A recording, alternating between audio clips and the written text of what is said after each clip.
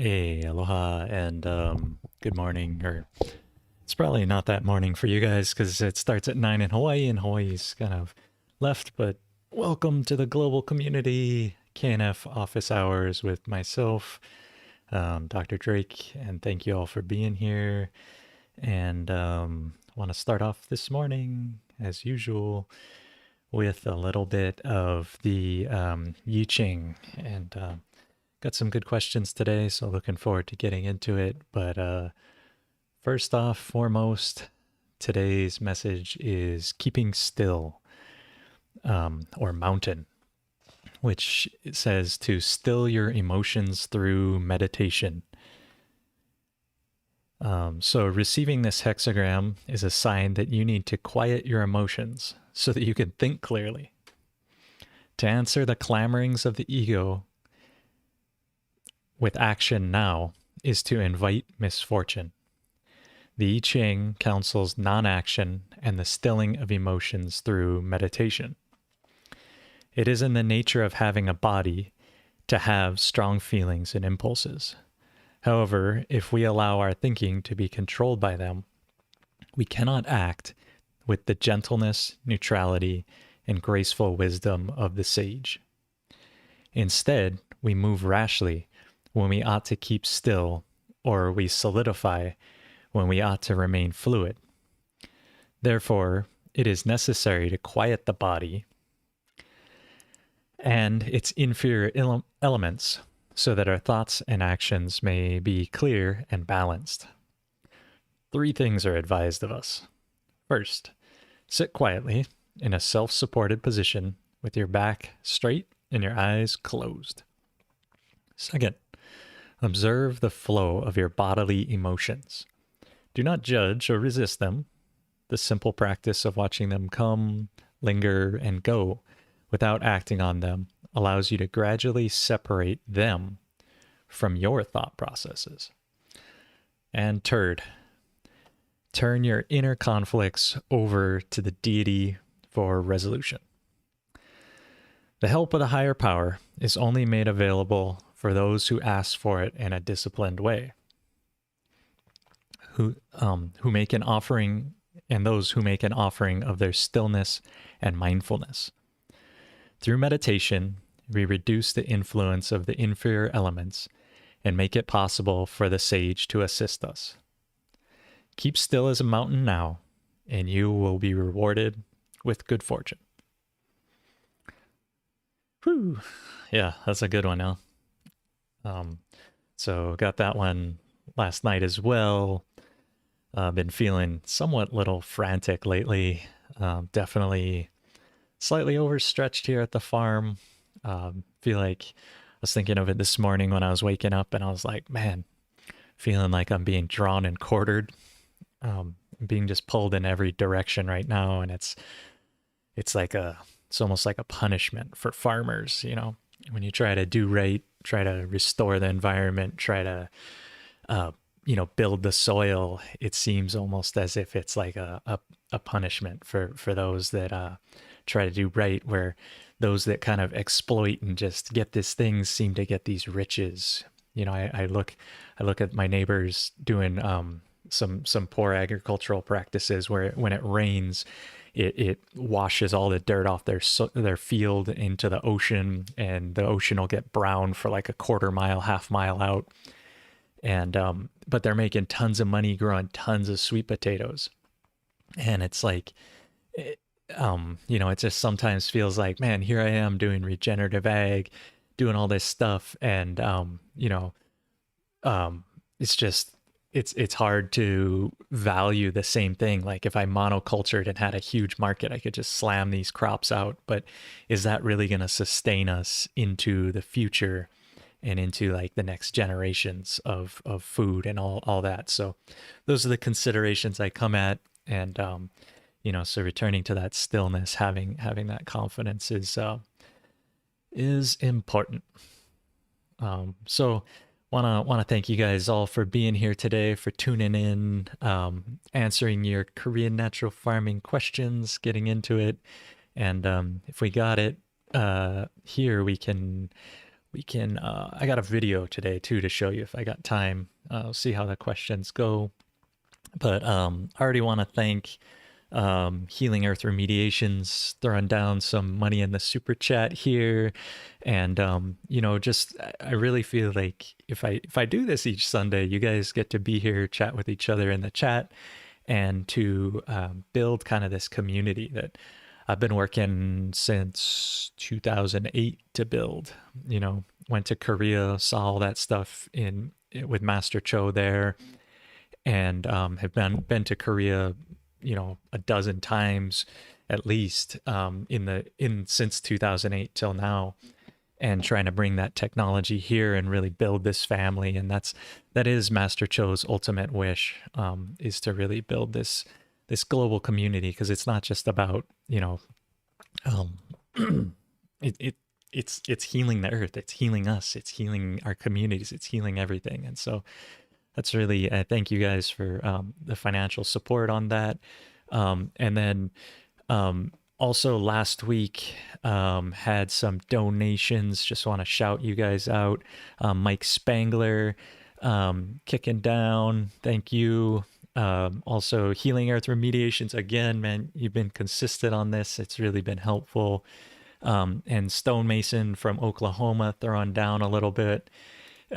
And GrowPro. You guys are kind of regulars at this point, I guess, and I really, really appreciate that. And also want to let you know that this is brought to you by the Pure KNF Foundation. And there was a question in the chat: is there a way to donate to me without Google getting half of it? Because even though Google's great, I really appreciate YouTube and this platform that they pretty much give out, for free. But freedom is, they're mining all our data.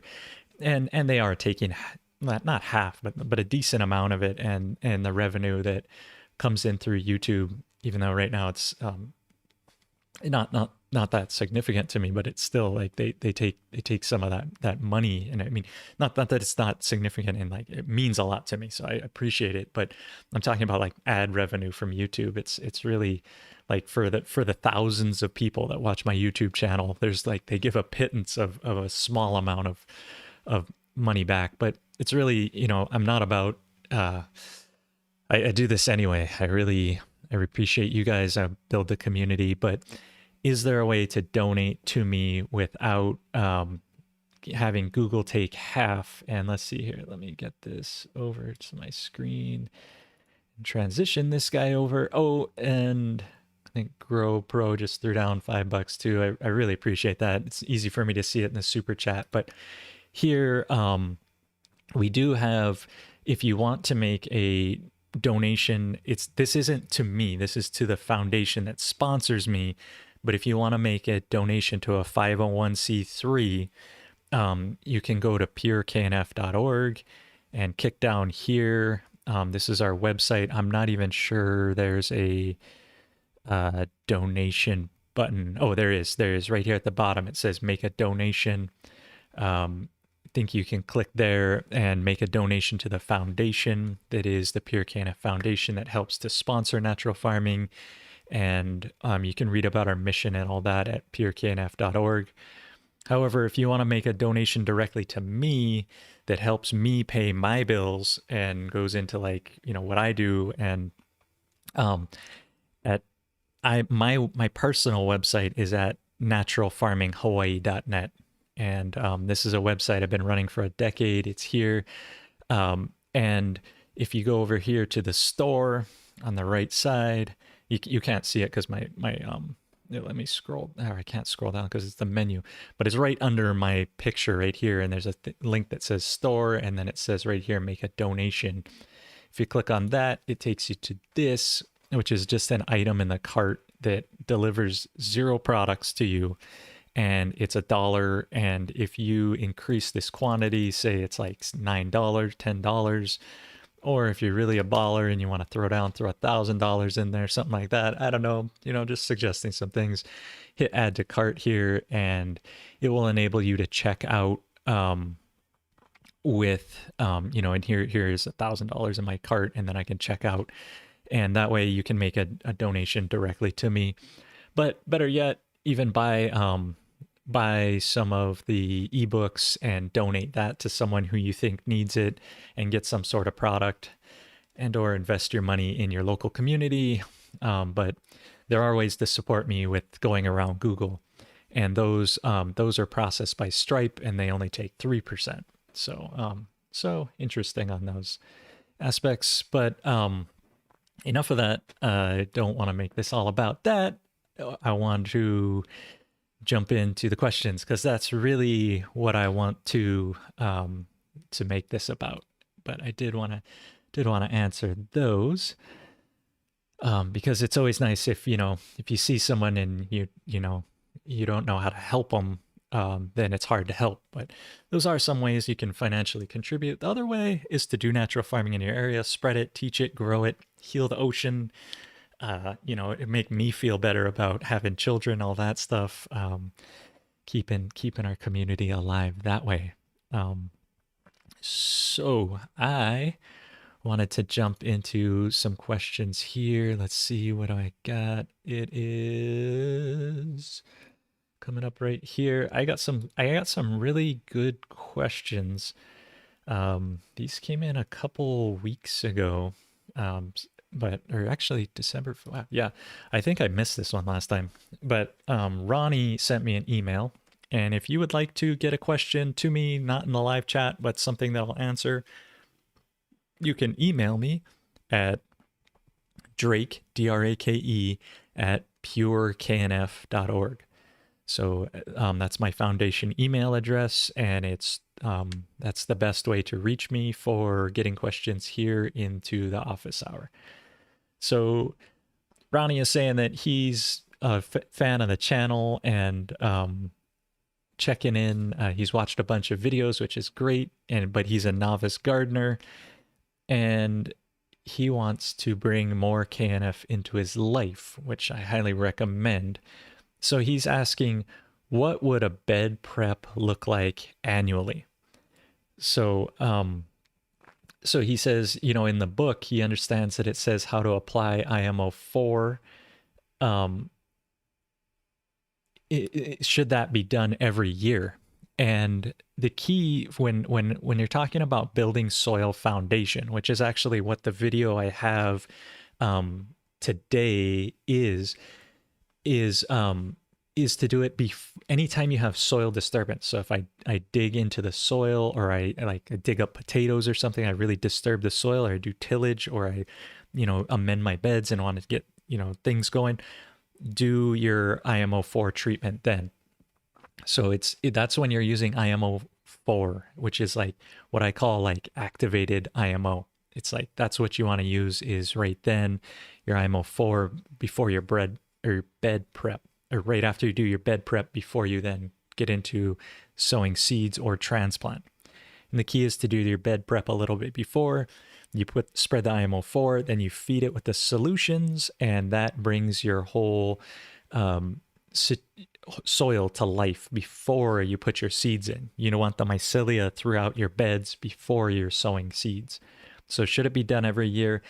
Yes, especially if you're in a garden high tillage type of thing, and it can be done multiple times a year. Say I only have a crop that goes for a month or two. As soon as it's done and I'm going to start my next prep, do IMO 4, do your soil foundation. However, there's a caveat to this. It is, if you're in an orchard, you want to do your IMO 4, but at a certain point in your life, you will look around, and typically Master Cho says this is, 3 seasons of doing natural farming. You will look and you will be like, wow, my soil is so alive, I don't need to do this anymore. Everything is cranking and there's no reason to do soil foundation. So it becomes more than of doing soil foundation, of applying the IMO 4, because you have those microbes already there.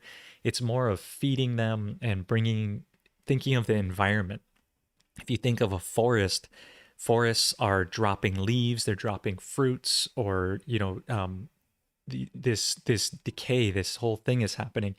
So your mission then is to make sure you're mulching or adding those types of things to simulate your forest, and that, but it can get self-sufficient is what I want to bring it to. However, if you're doing a bunch of tillage, you're always setting yourself back. So then you just reset and move forward. So I hope that's making sense there. And then he's asking here, a lot of produce is leafy greens, and how does that affect the nutritional cycle of leafy greens compared to fruiting plants? And these it's pretty similar in terms of what you're doing between what plant. The key is to be able, if you're growing just leafy greens, say I'm growing a lettuce, I'm interrupting and harvesting the lettuce before it goes through its flowering and bolting period. And so majority of what I'm going to want to be using for it is like the leaf solution, or what I call like the chubby solution, to make the thing chubby, because I want that leaf, that green, I want the leaves to grow. And what the key to that one is it contains a lot of fish amino acid, what I call KNF fuel, because that makes it really grow. That fuel really makes the leaves grow out and be good there. However, you are going to rotate from that back to the skinny formula just a little bit and oscillate. And I really need to do a detailed thing on nutritional cycle, or have a diagram, or really go into this heavy to explain it, because I do a lot of hand waving stuff, and it's by far the most complex part of natural farming, is understanding the nutrient cycle and when to do it. So I know I probably didn't really answer that quality there. But he's also asking, this last question is, are the maintenance solutions different at different stages? And the answer is yes. What you're going to change in your maintenance solution at different stages are, when I have juvenile plants that are leafing, I'm going to include a KNF food, also called fermented plant juice, made from tips. So go out and harvest something that's growing really fast, really vigorously. Bamboo is a great choice. I use sweet potato tips. I'll use anything that's banana tips, anything that's growing really fast. And those are just plants I have in my area, but whatever weeds are growing really fast, grab a bunch of those, grab those tips, and use that in the juvenile stage. Then your maintenance solution, when things are going into flower or into their changeover period, should be from your food should be made from unripe fruits or flowers, and that will help transition that. And then when you're going into the later stage of fruiting, you want to make your KNF food from fruits, ripe fruits, and that way you're getting more of the potassiums and those types of things that are really good for finishing out fruits. And so the rest of your maintenance solution, or your maintenance formula stays pretty much the same, where you're using the same vinegar, the same calcium phosphate, which I call structure, and the same KNF medicine, which is called Oriental Herbal Nutrient.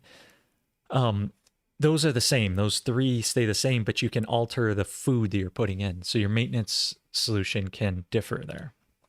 So happy to help out Ronnie there and answer some of those questions. And and then so I'm gonna jump in here to the chat and get into these questions here. See, scroll through. I already got that question answered. Let's see here. So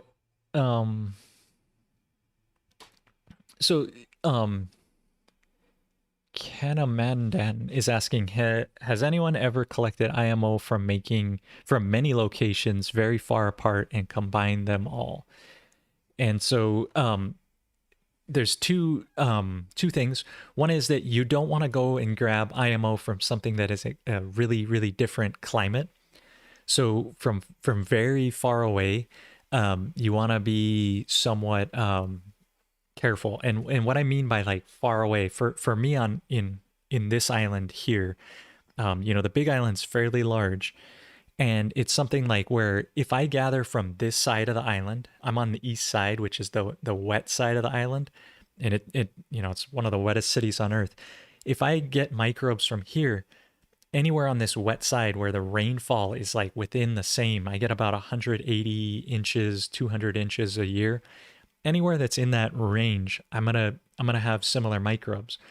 If I go to the other side of the island, the Kona side, where it's much more dry and desert, um, and I get the microbes from there and bring them back over here, they're not going to do as well. So when it says very far apart, there's not necessarily a need to grab IMO from very far away. However, if you are on your area and say you have a mountain near you, doing a collection on like the north side and the south side and the east and the west side of the mountain, you're going to get different microbiome developing because there's different sunlight and all those things. So thinking of very far apart, it's more like thinking like, what is in my little area climatically different, and how am I going to find what I need here? And the second part of that is that combining the batches. If I go and I set a bunch of IMO boxes, say I get like 4 boxes and set them 4 of different sides of this, hill near me, and I collect, then if I get them all at the same time, they all come nice, then I combine them all right then, that's fine. However, if I do one collection this week and then next week I do another collection, those should be stored separately in 2 separate jars. But then when I go to make my IMO, propagate the IMO in mill run to make what they call IMO 3 or 3, I would take 2 of those and take out a cup or a half cup of those, and depending on how much you're making, take that amount to dilute into the water from both those batches and mix them into the water, and then combine them into my IMO 3 pile. So don't try to take a collection that I've already had stored and get a new collection and then mix it into there as an IMO 2, like in the seed IMO, the preserved seed IMO. That won't give you good results. But if you do it all at once and you take all those batches and mix them, then you mix the sugar in, it should be fine. Because the microbes kind of communicate with each other.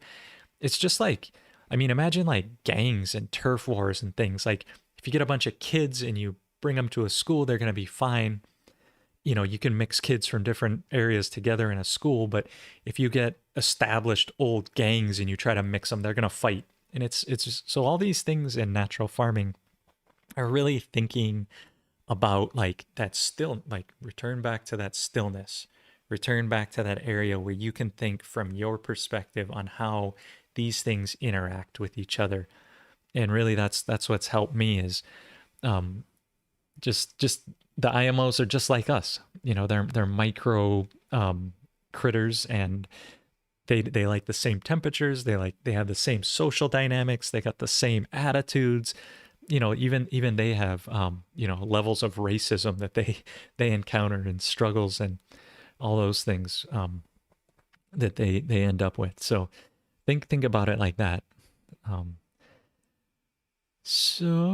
Oh yeah, what's up, Humboldt? I got I'm starting a training tomorrow, Monday, and a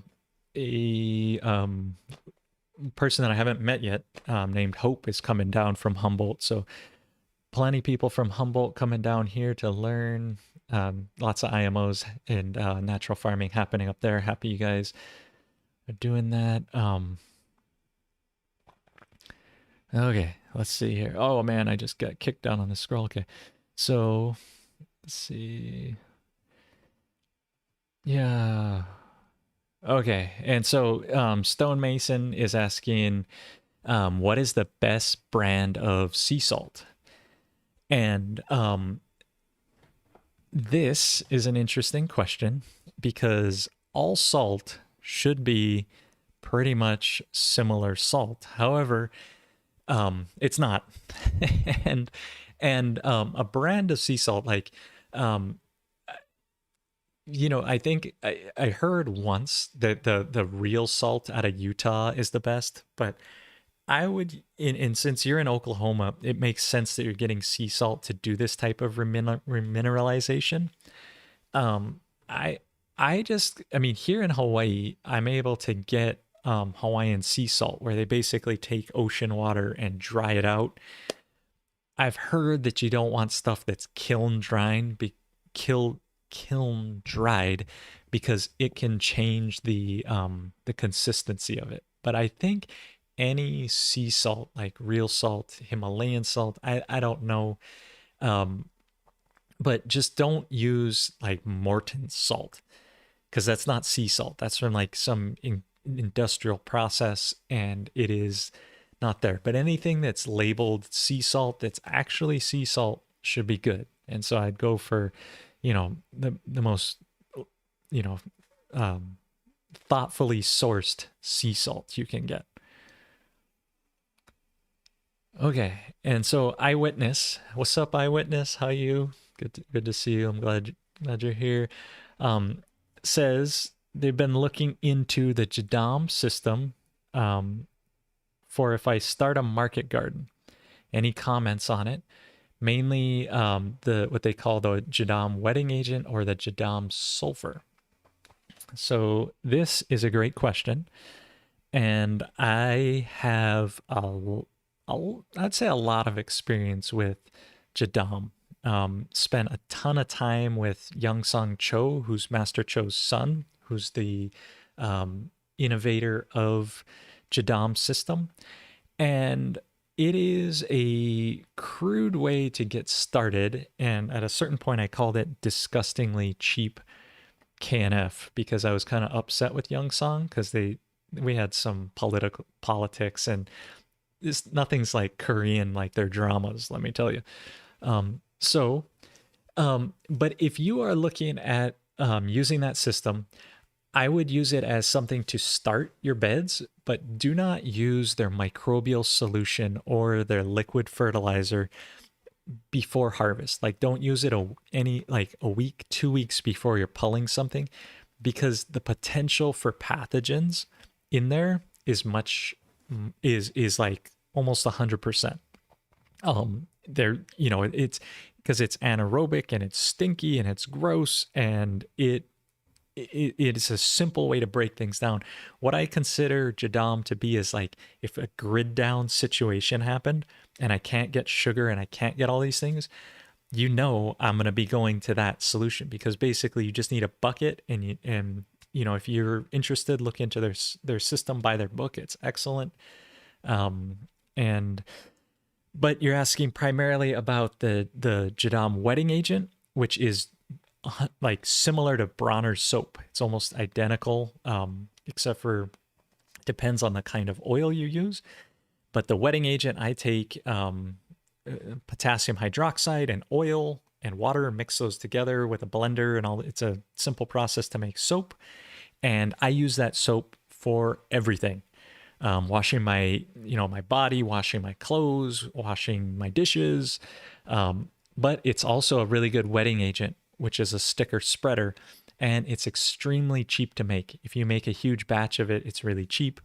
And what it can help is when you're, excuse me, when you're applying liquid nutrients, it goes and it penetrates. So if I spray something, and it would usually make, like, here's my leaf surface here, and I spray something, it would usually make a water droplet. If I add that wetting agent, it spreads out.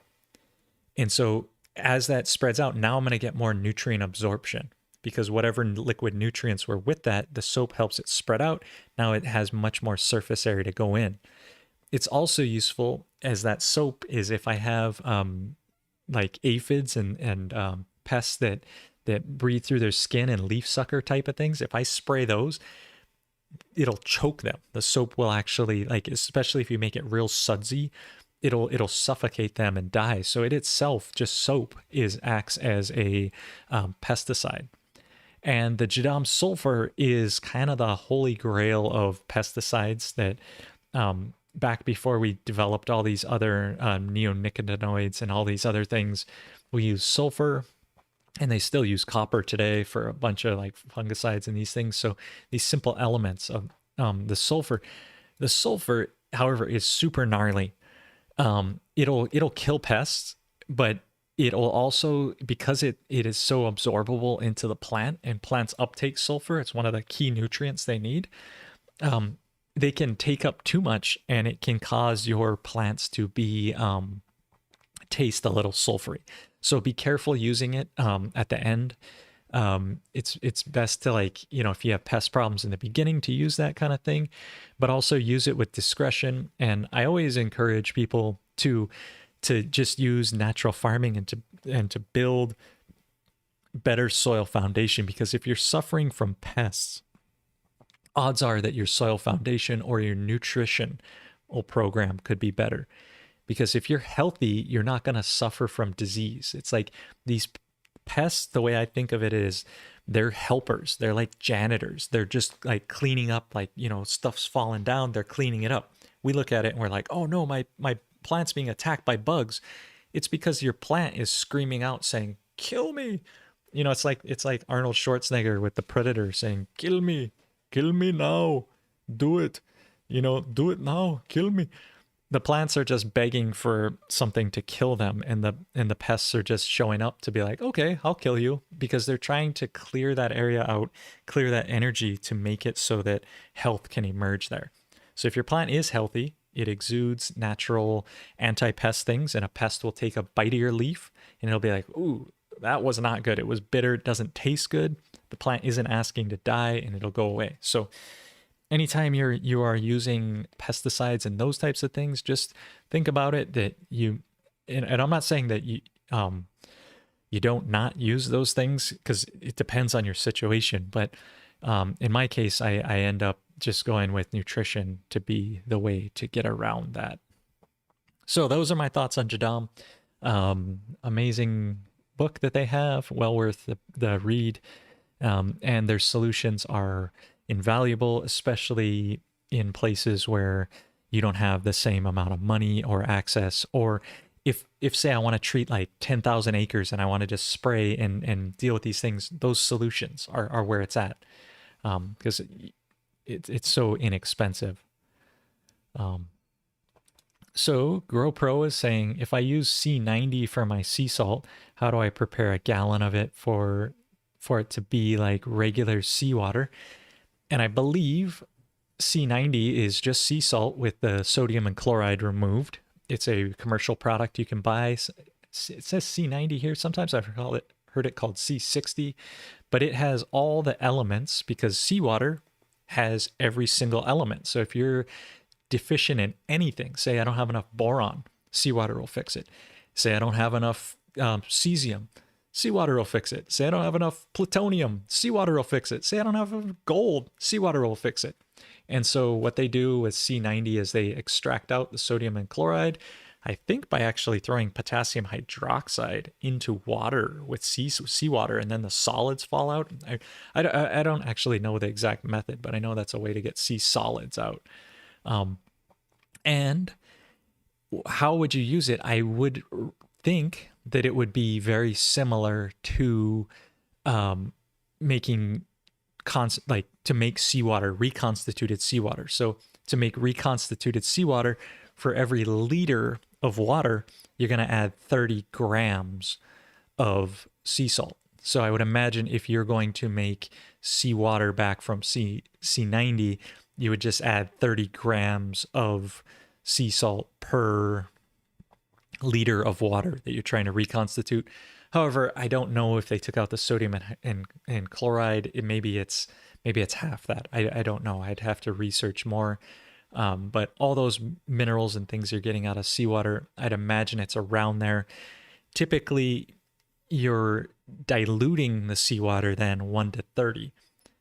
So if I take 30 grams per liter to make seawater, and then I'm diluting it 1 to 30, if I want to make the dilution straight and skip making the concentrated stuff, and I just want to make this dilution straight, I would just add 1 gram per liter, and that would get me my 1 to 30 dilution. So hopefully that's making sense, and it's in the book, which is at naturalfarminghawaii.net, and why not just pitch it? If you guys don't have it, naturalfarminghawaii.net, also KNF support. There's a link to this recipe book, and it outlines how to do this stuff. So that's a good thing to have. All right, so we got Michael is asking here. I have super saturated fermented fruit juice that's been in the fridge for over a year. Is it still good? Oh, okay. If you have a KNF food, or also called a fermented fruit juice or plant juice, both the things are the same, KNF food, and you want to know if it's still good. Number one thing I do when I'm trying to evaluate, is this still good? I'm living on the edge and I use my body to do it. So what I do first, number one, smell it. If it's super saturated and it's still good, it should smell regular. If you're smelling alcohol or vinegar, and this is if you just open the thing, it may have an alcohol smell above it. So let it off gas a little bit and take a little bit out of it, but smell. Your nose is the first detector to say, okay, is this good or not? If it's alcohol or vinegar, then skip it. Then it's probably went bad. The second thing I'll do is I will dip my finger in and taste it, because that's how I roll. And the key is that it should not taste like alcohol or vinegar or those things.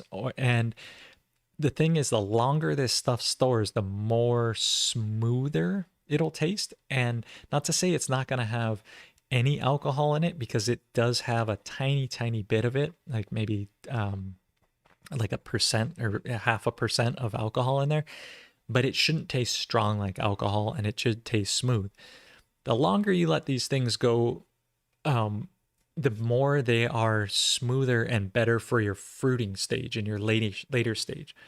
So if you made it from fruits, it's already good for fruiting stage. But if I made it from growth tips and I had stored this in the fridge for a year, most likely it would have more turned into a wine-ish type of thing, and it's better for fruiting stage. So that's how I evaluate it. Smell, taste, look. If I see any molds, those types of things, avoid those things. And it's always good to just mix up a bunch, and if it's not good, spray it into your compost. It'll act as a compost accelerator there. So good. So Canaman Dan, yeah, I like that name, is saying he loves his OHN, and yeah, I love it too. The KNF, I call it KNF medicine, because sometimes people say OHM and all kinds of weird acronyms, but it's probably one of the best solutions. And right here behind me, there's a bunch of jars right there, and these ones this one right there. I'm dyslexic here. Okay, there.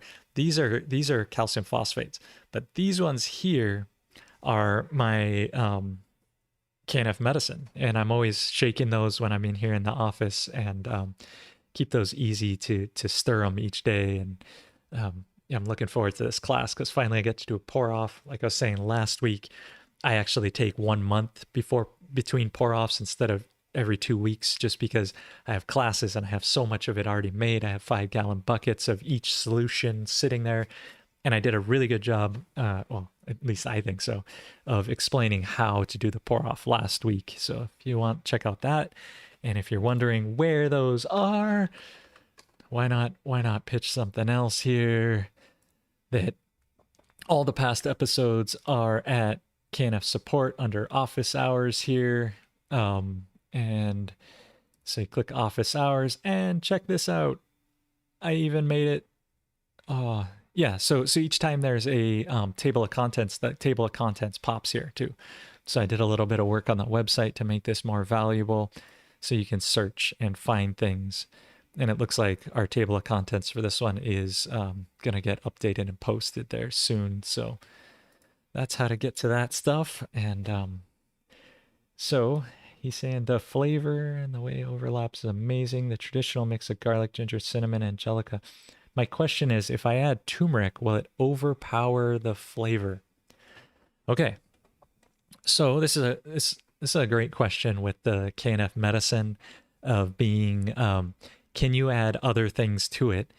Will it overpower the flavor? A little bit. Turmeric tends to be a little bitter to it. So if you're gonna mix it in, I would keep it kind of separate and just add it in a little bit here and there as needed.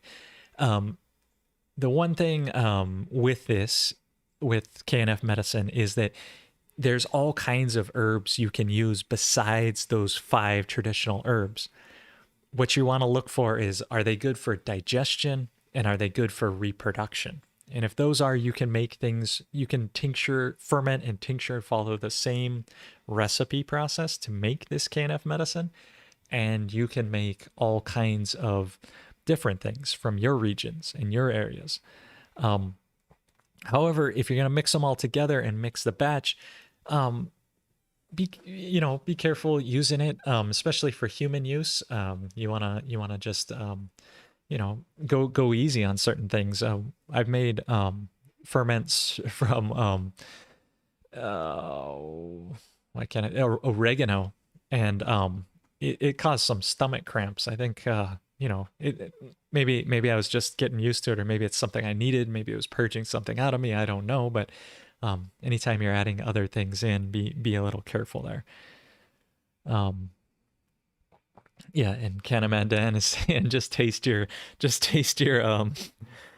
your fermented fruit juice. But again, smell first, then taste. Always smell before you taste. Don't just put things in your mouth, because if they smell to you where it's like, ooh, upset, your nose knows, and it's right above your mouth to keep you from putting bad things into your mouth.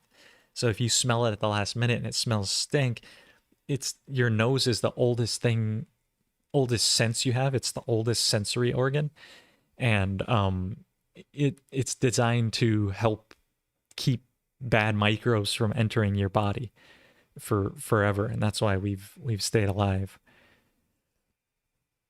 And Healing Earth Remediation is saying, yeah, it tastes good with the turmeric in it. I like the turmeric. It's good. Okay, so let's see here. Oh, why does it scroll me when I click the thing? Okay. Okay, let's see here. Oh man, there's been a bunch. It didn't reload my chat. You guys have been on this. Okay, so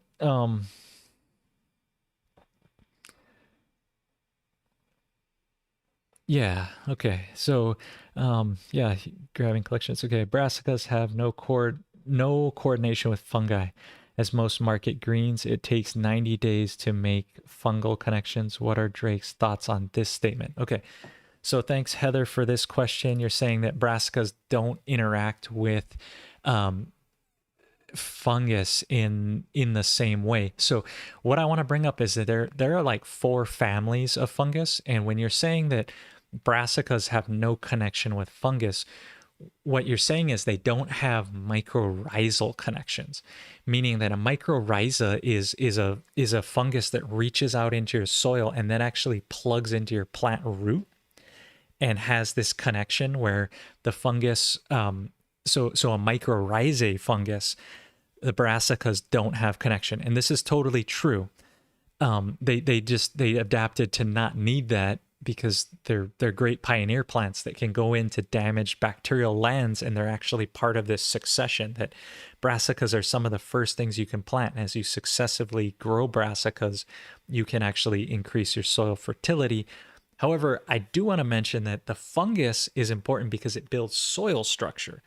So even though you don't have mycorrhizae fungus that are plugging into your plant roots, fungus in your soil is still important, because that's what balls up the soil and makes soil aggregates and takes those bacterias and is able to aggregate them to make it so that the water and air and liquids can move through. So as you increase your fungal content in your soil, it helps improve your tilth, which then, based on your organic matter and what you're putting in, it can help. So my thoughts are that it's not working with mycorrhizae, but fungus is still important to put into your soils to help grow things. However, things that are leafy greens, fast growing, brassicas, they don't need as much fungus in the soil to thrive naturally.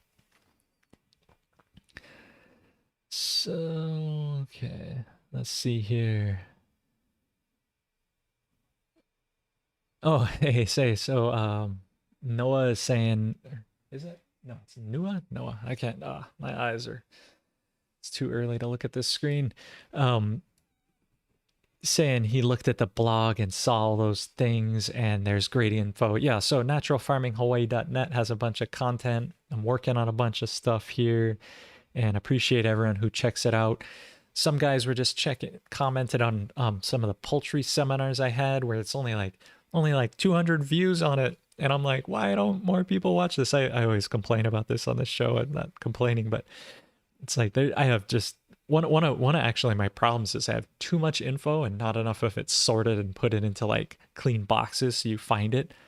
It's like going into a library where there's just all these great textbooks and like high level math, and you're like, well, where's the basics? How do I get started? And that's trying to work on that bit of it though, and build an index and a dictionary so people can find these things, because I've just been documenting natural farming for years, and as a farmer I'm busy and I end up not, just dumping raw video versus editing it. And when I do put edits out, it takes me a lot of time, and I maybe should get an editor or something. I don't know, but someone who enjoys doing that. But it's always interesting getting the flow to go. Anyway, okay, so going here. Oh, let's see. Okay, so Kin is saying he's in the UK, or him or her, I'm not sure, in the UK, and new to this concept, but wanted to incorporate this in the garden. What would I suggest to start, as it's winter here now? One thing I would definitely start with in winter is collecting your eggshells. Start collecting your eggshells. Take fruits that you have that are not so good, and start to follow the vinegar recipes. It's best not to try to make like a fermented, like a food, KNF food, like a fruit juice or a plant juice in winter, just because the stuff you're getting is coming from further away and it's been handled and it's been treated, and you're probably gonna have to get it from the store. But when spring comes around, start to make those things, get ready for your planting. But start to get bones and eggshells, collecting those, and start to make your KNF structure from the bones by charring those, and your KNF reproduction from the eggshells, and toast those to make them nice like a marshmallow, and dissolve those in vinegar. So those two recipes are something I would definitely start on, because if you're eating eggs and you got a whole bunch, collect them, pull out the membrane, and get all that together, and start with those recipes for sure. Also, you can probably get milk, and to make a lactic acid bacteria, which I call the KNF protectors. Those are easy to culture and get those going. So all those recipes are in the recipe book, but those are the things that I would start with in winter. That would be easy. It's also winter here in Hawaii, but doesn't really matter.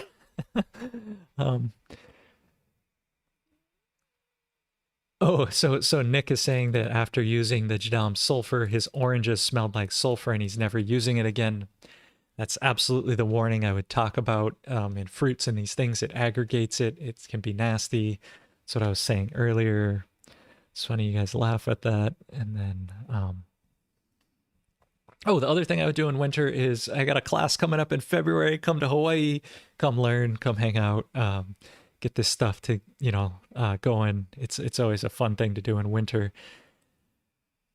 Okay, and so Heather is asking here also, the food nutrition density guy, his name says 75-pound rock salt per acre, and just any unrefined salt deposit was once a salty, so cheap rock salt. Food nutrition density guy, you might be talking about Dan Kitteridge, and last week I showed his bionutrient sensor, which been playing around with and doing that kind of stuff. If you're not checking it out, definitely check out the Bionutrient Food Association, the BFA, their YouTube channel. It is lit. Tons of information. So check those things out. I like this that Francis made: fish amino acid, the KNF fuel with fish he caught. Nothing could be closer to the source, man. Way to go. Way to put those extra,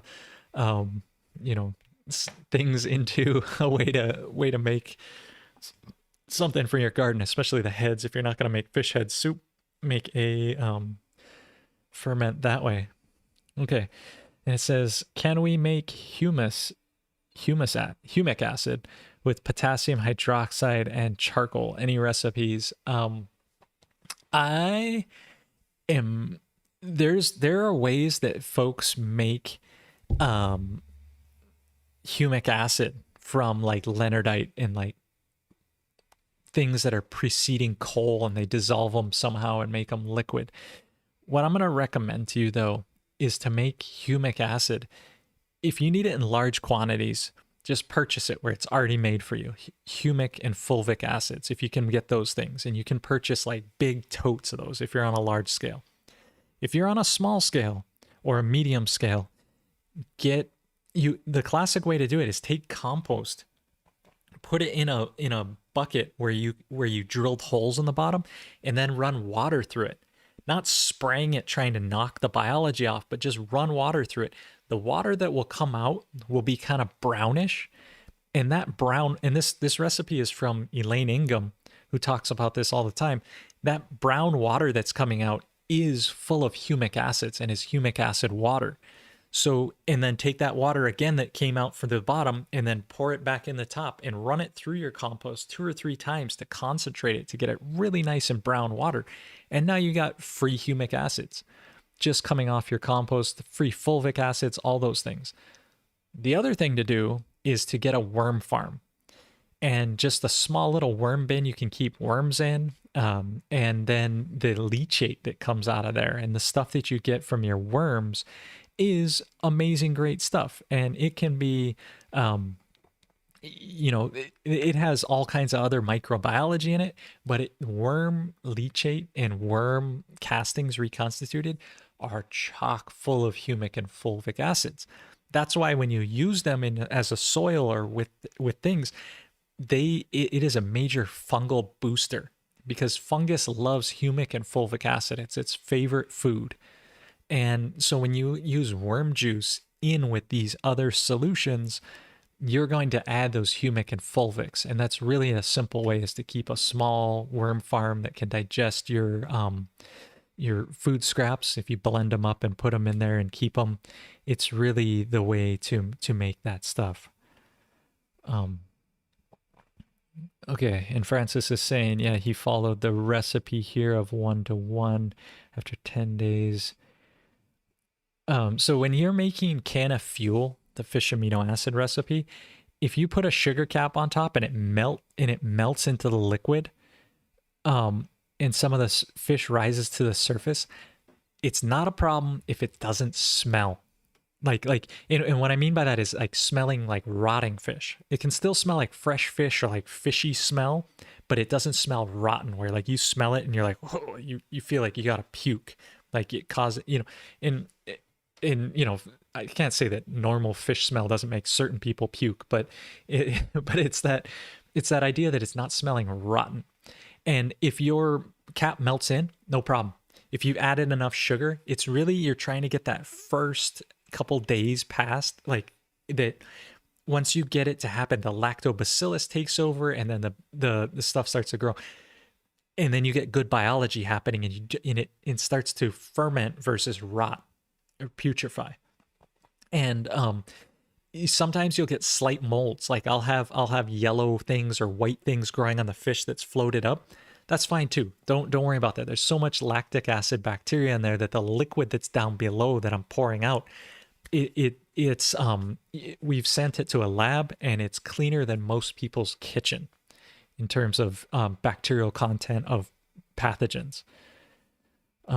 So you guys in Healing Earth Remediations is saying, the longer you let the fish amino acid, the KNF fuel sit, the better it becomes.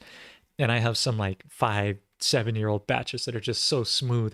I don't even use them for the farm anymore. Those are the ones that we use for making kimchi and stir fries in the kitchen. And yeah, so the longer, as soon as you get liquids, you can use fish amino acid. So, some people will say you need to wait 3-6 months, a year. As soon as you get liquid, you can use it. But the longer you wait, the simpler the aminos are going to become, the better your plant can absorb it, the better it's going to go. Here also, Eyewitness was saying, I was thinking of using the JADAM microbe solution after a shallow tillage in order to lessen compaction, make beds, and then utilizing IMO for the beds and even wood chip walkways. And it's good to know about the sulfur. Okay. So I would definitely use JMS early in bed prep, all those things. Master Cho's microbes, like, I don't know if I've ever talked about this in the office hour, but it's something I've talked about prior, where the difference between IMO, like Master Cho's recipe, IMO 1, 2, 3, 4, what I call, seed IMO, propagated, activated IMO, those are always soil based. They're always staying dry land. They're always staying like, what would happen if microbes are growing on land? The difference with JADAM is you're taking those microbes that are land based, you're putting them into water. So you're taking imagine they're goats because they're on the land. You put them into water, they become dolphins.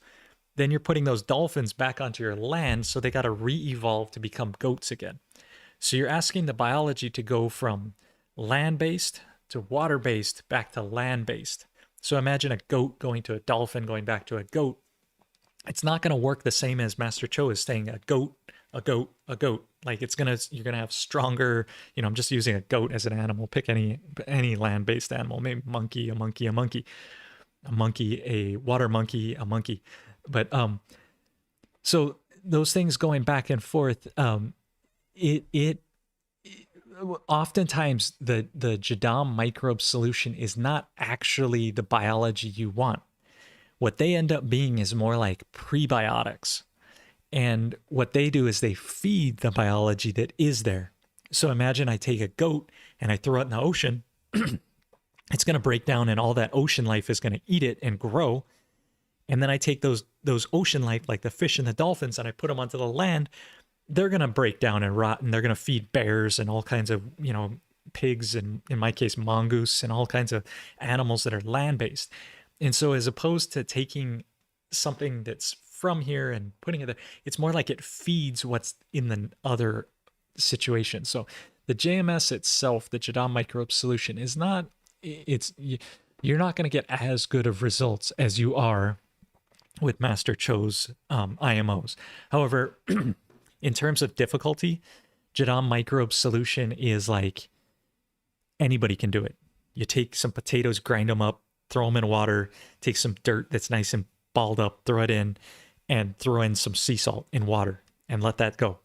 It's like, how can you mess that up? Versus if you go Master Cho's method, it's like, you got to get these microbes. They got to be the right looking ones that you get.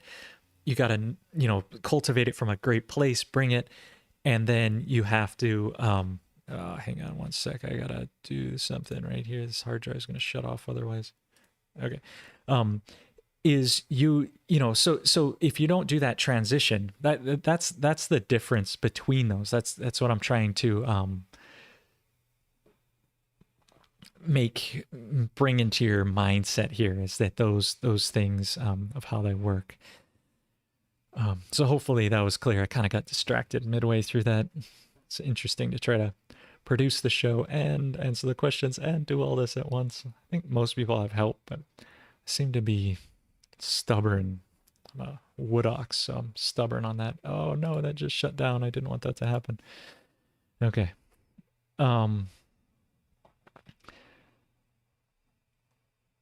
Okay, and Francis is saying his thing smells a little bit like yeast and alcohol. It can smell like that. In your fish amino acid, yeah, or excuse me, in your fish aminos, if it smells like that, that's fine. Those aren't bad smells. And so Francis, you're saying that you have it in your living room covered with paper towels. Personally, I'd throw on a sealed lid, and because what can happen is as you keep it longer, some stuff will evaporate. And I put a sealed lid just to prevent any bugs from coming in. Here in Hawaii, we got black soldier flies, all kinds of things that'll lay maggots in there. And if they get through, I know the recipe calls for a breathable lid, But in my experience, man, just cap that thing. It's mostly lactobacillus that's doing the breakdown. Just cap it and seal it up, and in the long run, you'll turn out better. So anytime you're making KNF fuel, seal that thing. It'll work out better for you. Okay, and oh man, I got a few more questions here, but I think what I'm gonna do is get to these next time, because I appreciate you guys here. Oh, you're talking about chickens. I love chickens. I really want to do a whole thing on livestock here. And oh yeah. Oh man, well, how did all these questions appear when I'm doing this? Anyway, what I wanted to end with today, and I kind of messed it up because I think this thing dropped out, but I just wanted to let's see here. Let's do this where I'm actually going to grab these here. So what I wanted to do today, I want to thank you, A, for tuning in, B, for doing this, C, for your support. Really feel, building a good family here and all that. And I wanted to end this one here today with this video. And there's no talking to this. It's I haven't done the voiceover yet, but it's more of what they call ASMR, which is an interesting thing to look at, but it's just the visual. And I want to show you guys this video here that is the how to build soil foundation. So this is an example of what I'm doing to prep around a fruit tree, but you could use this on anything. And if you look at what I'm doing 100 square feet or one fruit tree with this recipe, and you can see how much of this stuff that I'm using and what I'm doing to use all this. So there's no description to this, and I know it's kind of hand waving and whatever, but I think it might be useful for you guys to see this. And eventually this is where I'm headed this year with YouTube and all that to get these things together. So let me maximize this, and there's no way to get, there is a way to get rid of me here, which is, oh no, it's not that one. It's this one. Okay. And I'm just gonna play this video for you guys. So hang on here.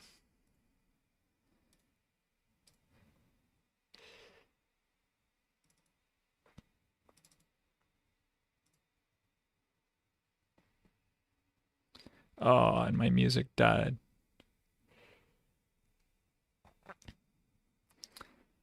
So I guess I could narrate it since there's no audio coming through. And so basically, first thing we're doing is mixing biochar with KNF fuel to activate it. So it really stores all that KNF fuel into this biochar that you're seeing. Then now we're going, these are the things we need to do this. We got some IMOs and some maintenance. We're measuring out the IMO 4 here. And for 100 square feet, it's about 5 pounds. Here I am going around this lychee tree, and what I'm doing is I'm sprinkling out the biochar just kind of lightly. Now I'm sprinkling out the IMO 4 around the tree, and I'm just kind of spreading it evenly right in the drip line. And it took 5 pounds just to go around that. And then after I put the IMOs down, I'm making a solution to spray it and activate it. And I use my KNF app to make sure that I get the dilutions correct for my measurements. And I am adding these in. This is the food that I'm adding, and it looks like it's about 20 milliliters of that. And then my cleanser. And if you're looking for the app, it's on the iOS and Android stores, and KNF Solution Calculator. And there's the cleanser going in. Then this is some medicine that I over poured, and instead of pouring it back, I always drink it to make sure that I don't over pour. Adding some medicine in there. And then the third and final thing is, what is that? It's probably, I think that was our structure. Or actually, I think it's protectors. Anyway, adding in, oh man. Oh, I'm not doing a good job narrating this, but adding our minerals in here. adding that into the tank there, getting all those set up. And we got our nice little setup, and this is pretty much the solution for everything. It's maintenance and then what I'm doing is using the sprayer, and it takes I think it was 0.2 gallons or something. I should really get this together, but I'm just lightly misting over. And the idea is that everywhere I've spread the IMO and the biochar, I'm just trying to get it lightly wet. And so this is basically what we did to build soil foundation around this tree. So that's yeah. So anyway, that's a video working on these things to kind of narrate these things and put out this video series coming up this year, 2022. Been working on this, so did want to just give you kind of a sneak peek preview, because if you've stayed this long into the broadcast, you're obviously a fan, and I really appreciate you. Want to wish you the best on your natural farming out there. All the questions I didn't get to today, I will try to get to next time, but I don't want to rush too much. Stay still as a mountain. Remind you that thank you. Stay steady. Stay strong. We got this. And as always, love you guys, and long live the natural farmer. Aloha.